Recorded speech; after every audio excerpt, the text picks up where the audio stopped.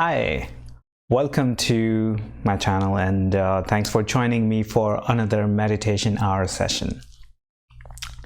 One of the saddening reality of our current world is that people don't retain the curiosity, and I'm guilty of this as well. And I guess growing up, as any other child, I was curious too, and at some point I was trapped in the societal narration, and I felt like I lost that curious overview of looking at different things. And a lot of it a lot of it is because of the environment in which I grew, and I'm grateful for how things played out. But I feel like, looking back at the things, I feel that religion is one of the curiosity killer in pretty much every society, because religion come across as this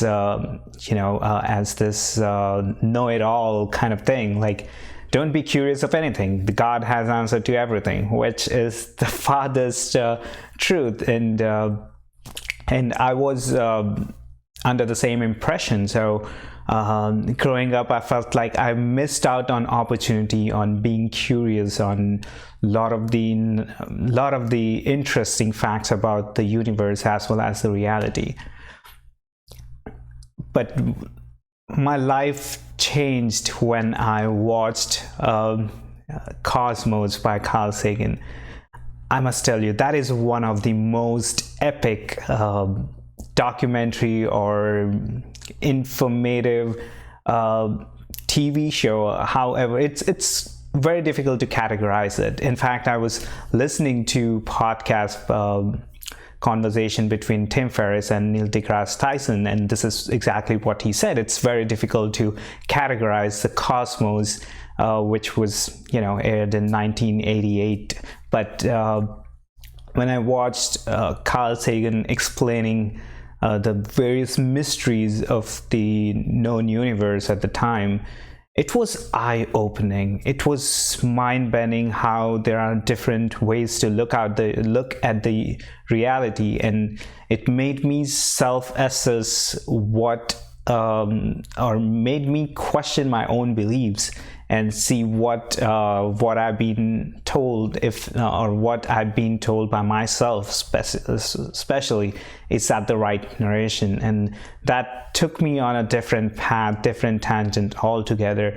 And I came out as an agnostic, in which I still am, because no one knows what's gonna happen after we die. No one knows what was here before our birth, or no one knows what's gonna be there after the universe is dead, or what created this universe. I mean, of course, Big Bang is the source of the creation, but what was before Big Bang, nobody knows. So that's the curiosity part, on which the entire science is based today, right? Of exploring what we see, exploring what we even can't see with our eyes, and which we can capture using advanced technological equipments we have today. And that curiosity have advanced us to the extent that we can find out more details, so like we can uncover more mystery of the universe. And I believe that a lot of our older civilizations have uncovered a lot of mysteries of the universe as well, which has been lost either in translation or lost because of wars and the power and ego and all the BS battles we tend to do. But in the past few decades, if not in past century, the rise of the science is the right step, which is answering a lot of the mysteries, or but at the same time, it's also creating the new mystery. So it feels like a never-ending story. But what I'm very happy and delighted to find in the recent years is my innermost childlike innate curiosity.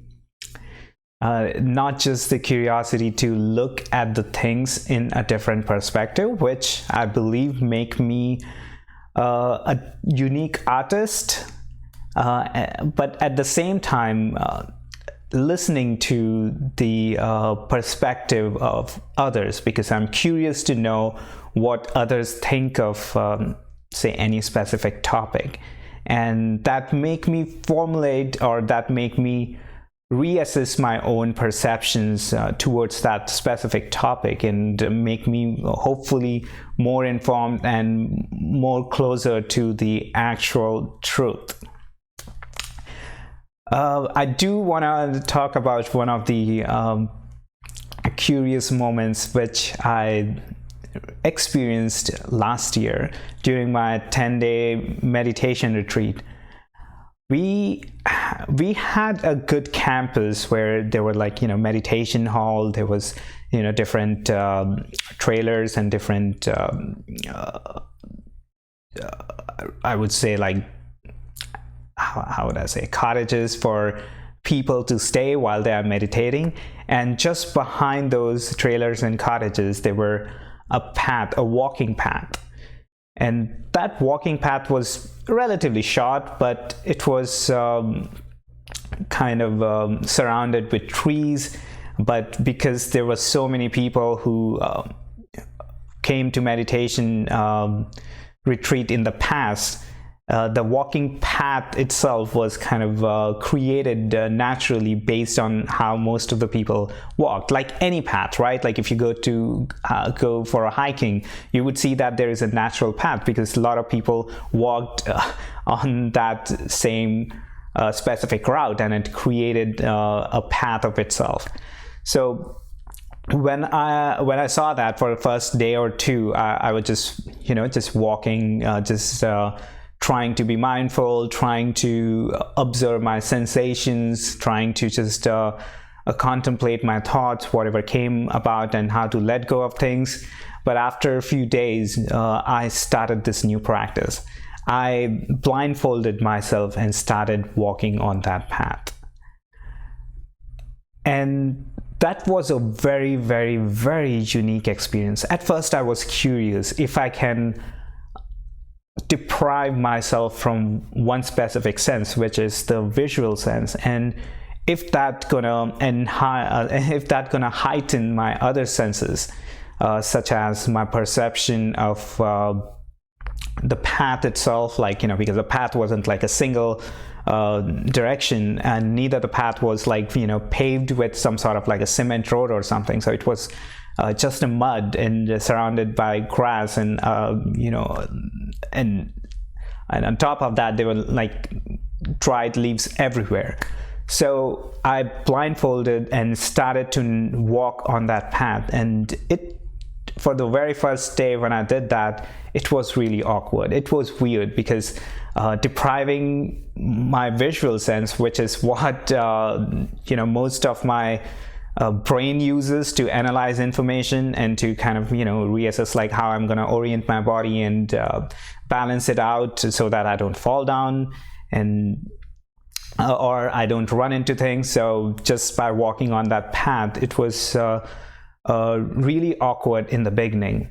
And on top of that, there were people around me, so there were other people who were walking around me as well. So it was awkward socially as well. But the good part was like it was a silent meditation retreat. So for the next 10 days or 8 days at that point, no one would say me anything. So I overcame that social awkwardness relatively quickly because, who cares?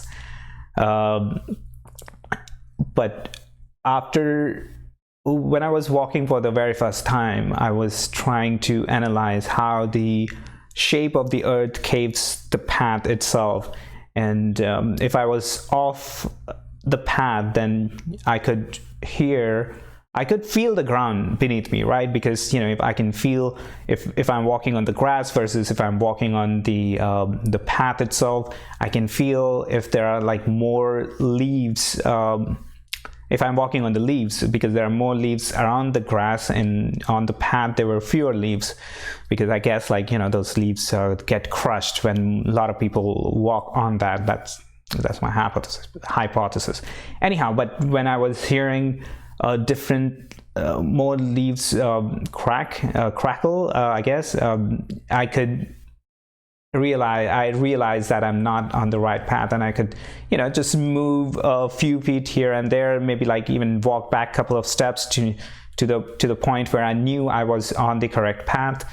And when I hear someone walking towards me, or behind me, going in the same direction, I used to just pause and stop, because I don't want to accidentally run into someone, or I don't want anyone to break their silence, because if I'm running into someone and if they have to stop me, it would be not a great it won't be a great feeling for me to begin with, but also it's not socially etiquette, as well as not a it would have been really bad thing to do to anyone who's following silent practice, to kind of force them to say something, right? So I used to just pause myself and just stop there and let the other people walk by, and then make sure that I walk on the path again.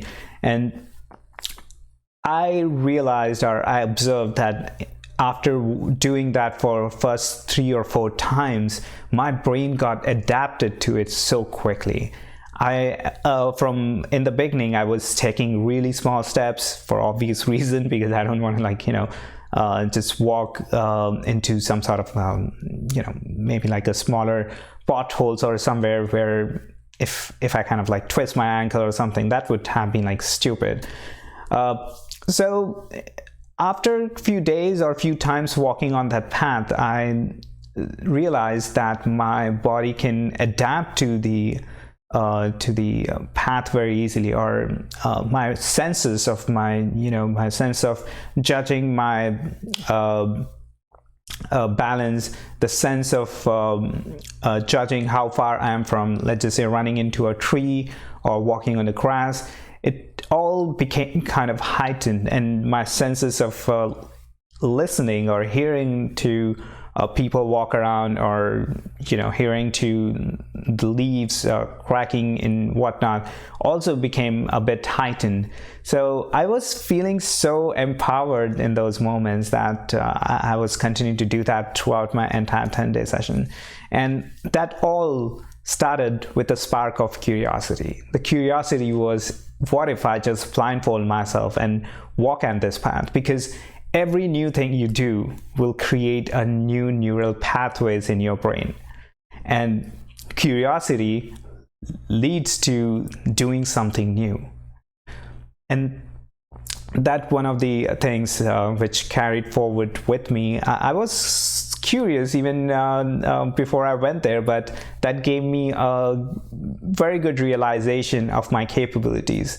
In the sense, if I have to be if I'm in a situation where I'm not used to be, I can still improvise, and my mind and body can improvise, and I can handle that situation better. And that all started with a spark of curiosity. And the whole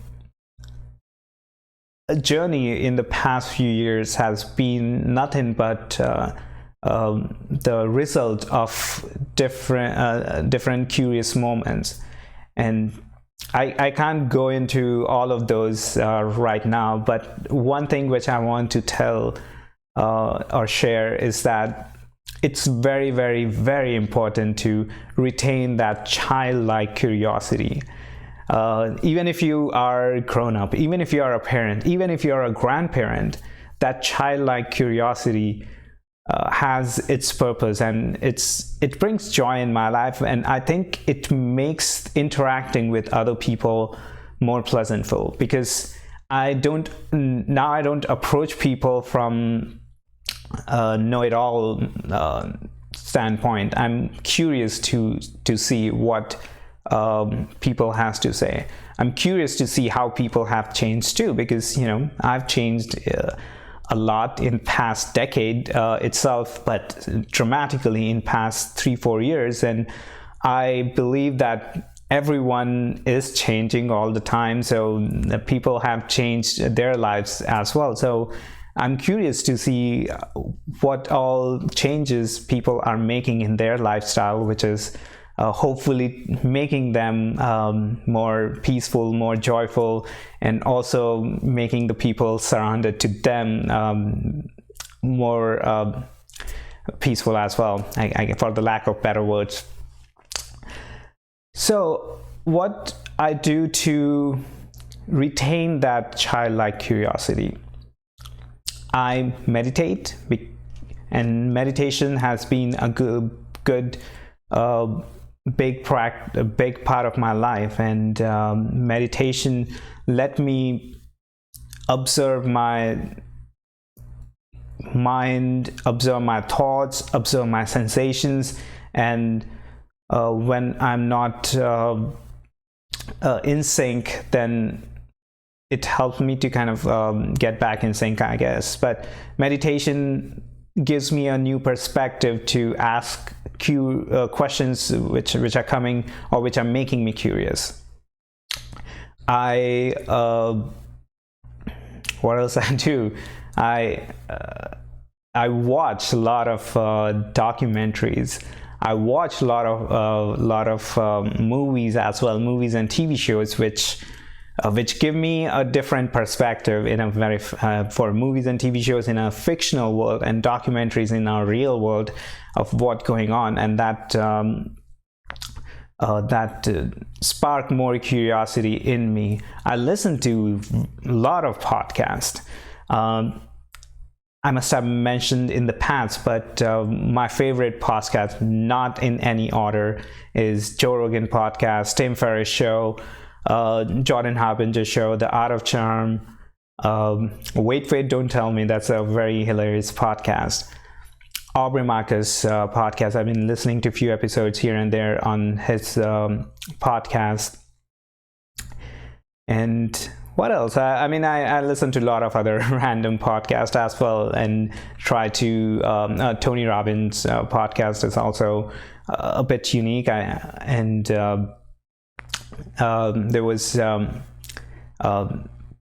Michael Pote's Steal the Show podcast is really interesting as well, especially for people who want to develop public speaking skills, or know some of the tricks and tips to become a better orator. And clearly, I guess I'm not living up to all the points Michael has listed in that show, so I gotta work hard and better more, I bet. And recently I've been starting to read books again. I read some of the books, or I wouldn't say very avid reader, but I was a pretty good reader back in the day. I used to read a lot of novels or a lot of books which incite my curiosity, and I'm building on that. Recently I dived back, and I'm reading a couple of books, and I want to continue to do that. My goal is to read at least one book every 5 weeks, and eventually go to the point where I can read at least one book every 3 weeks, or even 1 week, depending on how much time and flexibility I will have in the near future. But it would be awesome if I could read, say, one book every week. That itself will let me dive into so many different topics and fulfill my curiosity. I guess that's all I wanted to share, and I hope that anyone who's watching this get some time to reflect back and see what are those curious moments within your life which never got answered, or which were brushed off because of some religion or some social rule, and never got completely addressed. So I hope that you all go back to some of those curious moment, create those childlike curiosity within you, and look at the world with a new curious eyes, and try to learn, try to be a student of life instead of being know-it-all and thinking that we have we have answers to everything. We don't. And that being said, I'm gonna start my meditation practice for the next hour, and I will be so normally I use Vipassana meditation, which is to focus on breath and body sensations. But few years back, I believe it was 4 years back, there was this moment when I wanted to see what all things I can do to heighten my senses. So I came up with this meditation practice at the time, which was to focus on different sensations. Focus on different senses, and one sense at a time. So with every cycle of breath, I was switching my focus. So the way it started is that with my first cycle of breath, I'll be focusing only on my visual sense. So I'll be focusing on all the things I can see with my eyes, of course, and that include not just the things in the line of my sight, but also in the peripheral of my eyes. So we humans don't have 360 degrees of vision, of course, but we have good wide angle. I don't know exactly how wide we can see, but if you just focus, if you just observe, you can see that your senses, with your visual senses, you can see things on both sides of your head or line of sight. So for the first cycle of my breath, I will just focus on my visual aspect. The second cycle, it's not any, it's all random, right? So in the second cycle, I will focus on my voice. So I'm gonna do Om chanting, and the way I'm gonna focus is I'm gonna I'm gonna observe from where the sound itself is coming from, because my understanding of sound is it comes because of the vocal cord and the air which is trapped in a way in the lungs. So when you blow the air out through your mouth, it creates these vibrations, these sound, because of your vocal cord. So I want to focus on the flow of breath right from the center of my core to the top of my tongue, I guess, because different sounds are created in different part of the mouth, I guess. I'm not an expert. In the third cycle of breath, I'm gonna focus on my olfactory senses. So I'll just focus on what I'm smelling, and even if it's like my sweat, I'll just focus on that and how my ambience is smelling. I wish I had created some sort of different ambience, maybe like some sort of candle with good smell or something, or probably cooked some Indian food ahead of time so it smells like spices. But I'm just gonna focus on my olfactory senses in the third cycle. In my fourth cycle, I'll be just focusing on my hearing senses, so my auditory senses, and just listen to whatever noise or sound or silence I'm experiencing in this moment. And in my fifth cycle, a breath, I will be observing my entire body, just the senses on my skin, the temperature of the room. If I'm feeling, if I feel any air or wind or anything, if I feel any sensations within my body, I'm gonna just focus on all of those. And how many did I cover? And sometimes I just forget things. So I got to visual, I got the voice, I got the olfactory, I got the auditory, I got the senses. So those are 5 senses. And on my 6th breath cycle, I'm gonna focus on the top of my head, like I hate to say this, but focus on the crown, or just on the pineal gland, basically. And the reason I'm saying that I hate to say this is because I don't like to use the term as crown chakra and all the other chakras, because who knows what's going on there. And I just want to focus on my just my third eye part, because I believe that's a part of the pineal gland which produces a lot of hormones and are good for the body in general, and or modulate the hormone, which reflect to behaviors and all the lot of other things.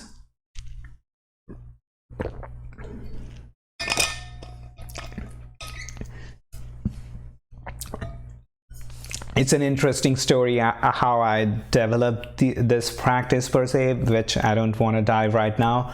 But for the next hour, this is what I will be doing. I will be focusing on each and every sense, or these 6 different senses, with each of my flow of breath or cycle of breath. So unlike my past meditation, where I used to just close my eyes and focus on my breath and sensations, there will be a cycle, especially in the visual cycle, where I'll be, obviously keeping my eyes open, and then I'll close my eyes, and then I will chant Om for my 2nd breath cycle, and for thereafter I will not chant anything and my eyes will remain closed. So just to focus on just to focus on this smell or the sound or the senses, and on the third eye part. With that note, let's get started. Hey Google, set an alarm for an hour from now. All right, your alarm's set for 9:17 p.m.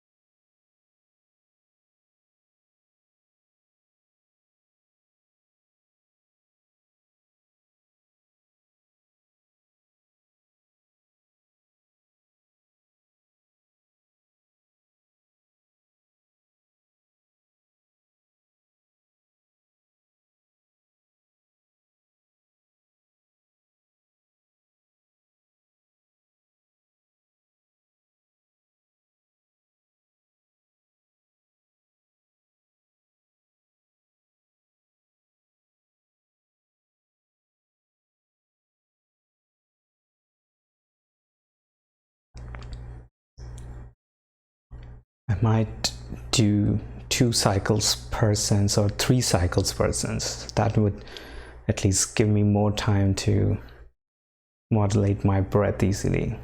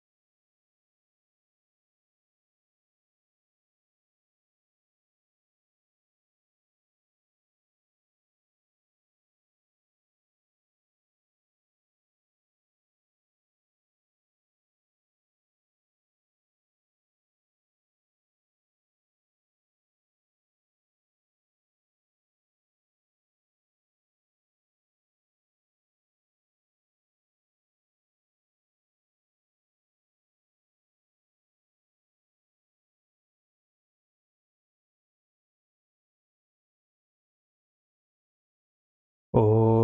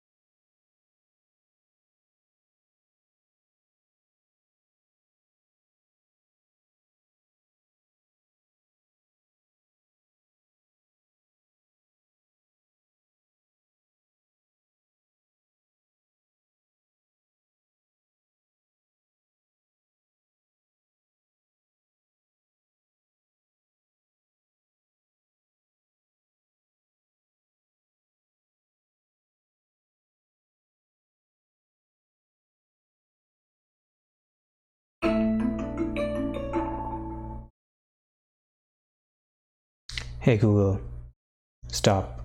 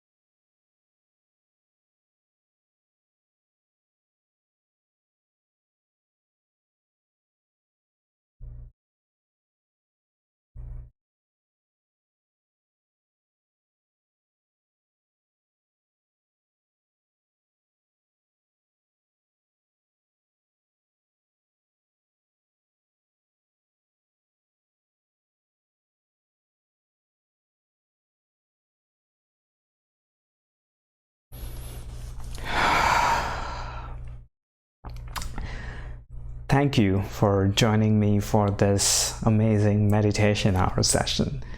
Today was remarkably refreshing. I haven't practiced this technique in a long time, over 2 years now, in fact. And today I felt like reprising it and trying it once again. And I must say, I feel really good about this technique. I felt like I'm attending to all the senses in one sense at a time. And for me, meditation is a training. So whatever training or technique works for you, that amplifies and that show up in your regular life. So I want to heighten and improve all of my senses so I can see better, I can hear better, I can smell better, I can sense better, I can speak better, and I can have a better intuition altogether. So I hope that you guys are following any of the meditation and mindful technique, and it's helping you in your day-to-day life so that you can stay peaceful.